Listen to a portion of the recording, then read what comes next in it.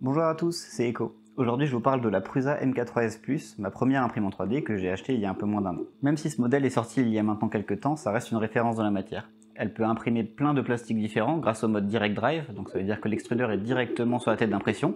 Ça permet d'imprimer par exemple du plastique flexible comme du TPU. Elle a un plateau chauffant qui monte à 100 degrés et une buse qui monte à 400 degrés. Ça permet d'imprimer des plastiques qui ont besoin de ces températures. Donc l'ABS par exemple, qui est l'un des plastiques les plus solides qu'on peut imprimer sur une imprimante 3D. En plus de ça, elle a un plateau qui est en fait une feuille d'acier qui est très fine et qu'on peut détacher. Ensuite, cette feuille, on peut la plier et ça permet de détacher les impressions extrêmement facilement. Ça, c'est vraiment très pratique et beaucoup plus facile à utiliser que par exemple un plateau en verre où il faudrait gratter avec un râteloir. Mais la fonctionnalité que je préfère vraiment, c'est la sonde Pinda et ce qu'elle permet de faire. Donc cette sonde, en fait, elle est capable de mesurer différents points du plateau et d'ensuite compenser un manque de planéité. Donc ça s'appelle l'auto-bed leveling, la mise à niveau automatique du plateau. Et ça fait gagner beaucoup de temps à chaque fois qu'on imprime, parce qu'on n'a pas besoin de bidouiller pendant 5-10 minutes avant chaque impression pour parfaitement régler cette planéité, justement.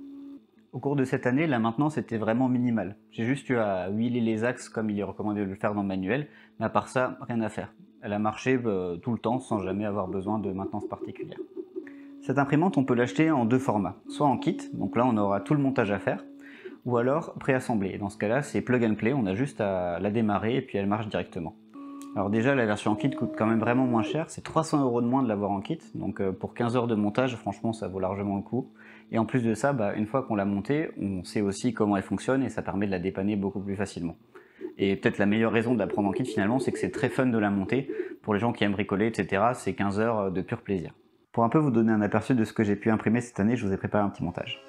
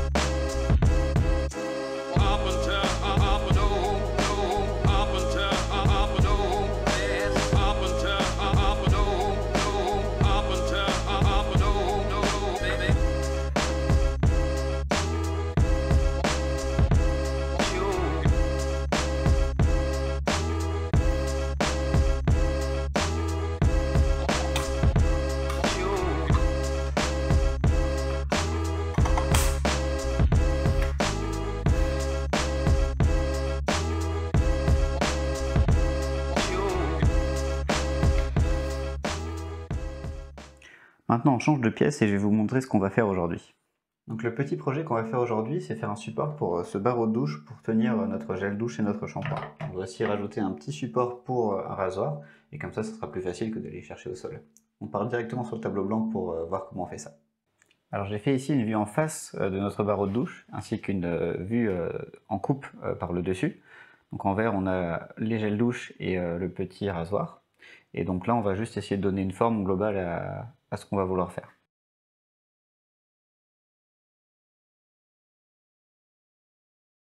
On va déjà commencer par mettre des supports en plastique sous les différents gels douche et sous le rasoir. Donc ça c'est la partie facile. Le seul truc c'est qu'il faudra penser à ajourer le fond de ces petits supports pour éviter qu'il y ait de l'eau qui stagne.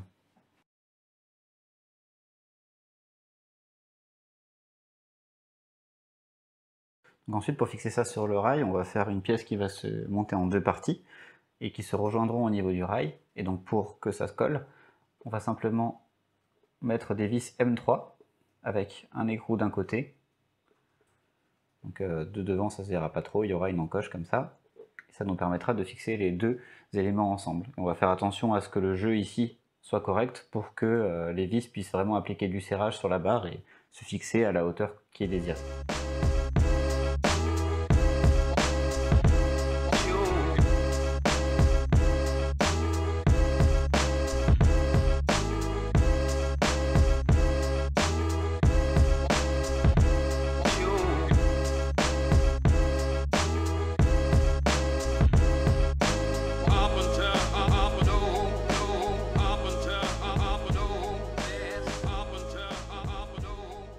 Après à peu près 2h30 de travail dans Fusion 360, j'ai un modèle qui me plaît.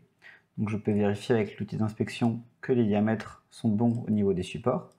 Et j'ai aussi modélisé la barre de douche pour vérifier que le jeu ici sera bon. Donc comme tout ça me convient, je vais pouvoir exporter ces deux pièces au format 3MF, qui est une façon standard de représenter des objets 3D. Et donc on va pouvoir ouvrir le slicer. Le travail du slicer, ça va être de transformer cette pièce 3D en quelque chose que l'imprimante va pouvoir imprimer. Pour ça, il va la découper en plein de couches et trouver la meilleure trajectoire de la buse pour pouvoir imprimer cette pièce. Là, vous voyez qu'on a le plateau de la MK3S+, sur lequel on va importer nos deux pièces et qu'on va placer sur la face basse pour que ça s'imprime correctement. Ensuite, il y a ce petit bouton très pratique qui permet d'agencer automatiquement les pièces. Maintenant, il va falloir choisir nos pré-réglages. En l'occurrence, on va utiliser une buse de 0,6 mm avec des couches de 0,30. Tout ça, c'est réglable de manière très fine dans ces onglets, mais ici, je sais que ça va bien marcher parce que c'est un plastique que j'ai déjà imprimé beaucoup.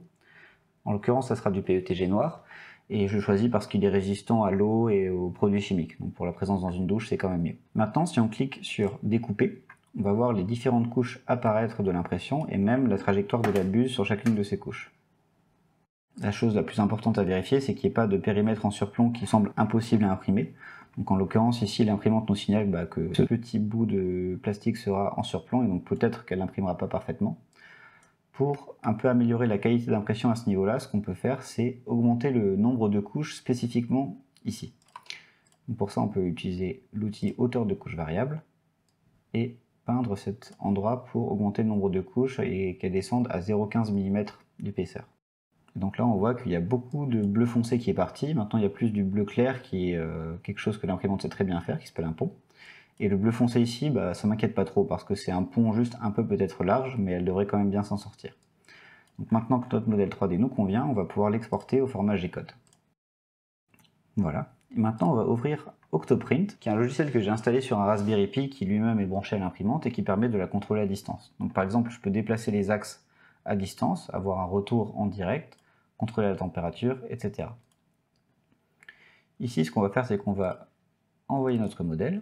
Et pendant que ça charge, on va configurer Octolapse. Donc Octolapse, c'est un plugin d'Octoprint qui permet de créer des timelapses stabilisés, qui vont donner l'impression que la tête d'impression ne bouge pas au cours du temps. Maintenant que le support est envoyé, on appuie simplement sur Print et c'est parti.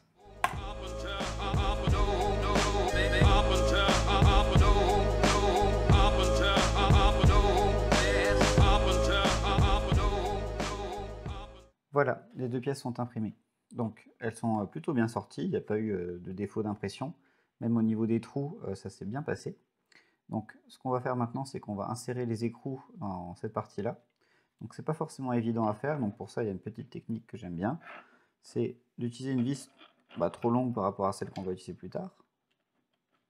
D'insérer l'écrou à l'intérieur et ensuite d'utiliser cette vis pour tirer correctement l'écrou dans sa position. Maintenant, il est temps d'installer ça sur le barreau de douche et voir ce que ça donne.